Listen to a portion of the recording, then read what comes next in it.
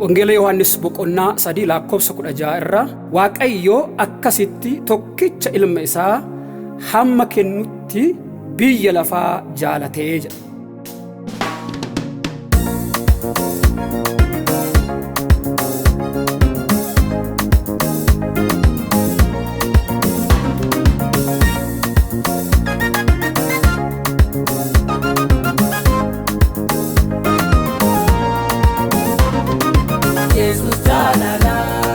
Yesus jalala, wanta lafa hunda isaatu kafara. Yesus jalala, wanta lafa hunda isaatu kafara. Yesus jalala, wanta lafa hunda isaatu kafara.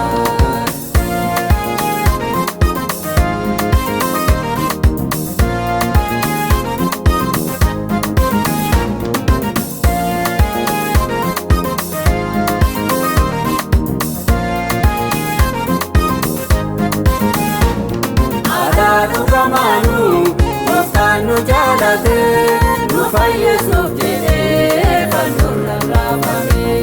Jaalala akka gooftaa keessumatti argame lubbuu namootaatiif du'ee awwaalame. Yesus jaalala, wanta lafa hunda isaatu kafara. Yesus jaalala, wanta lafa hunda isaatu kafara.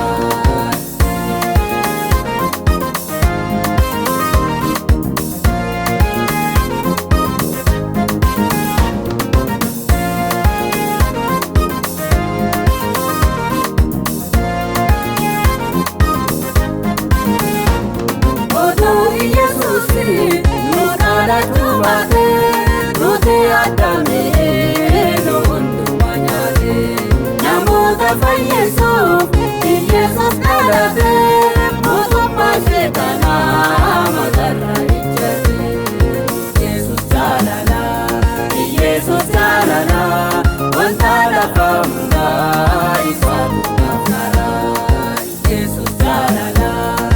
Yesus jaalala, wanta lafa hunda isaatu kafara.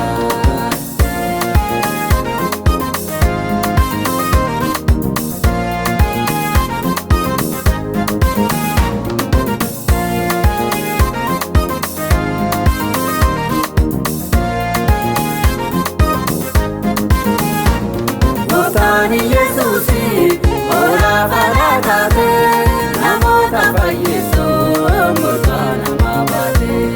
Hagaa dhugamanu gooftaan nu jaalate gatii dhigaatiin nu hundumaa bite. Yesus jaalala, wanta lafa hunda isaatu kafara. Yesus jaalala, wanta lafa hunda isaatu kafara.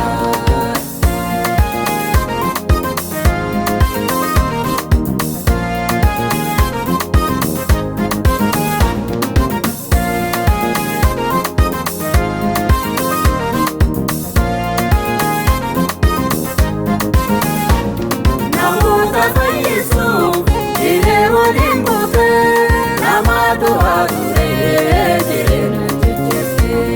Sajaama maal qaba namoonni kunniin awwaalamuu kan kee qabachuu.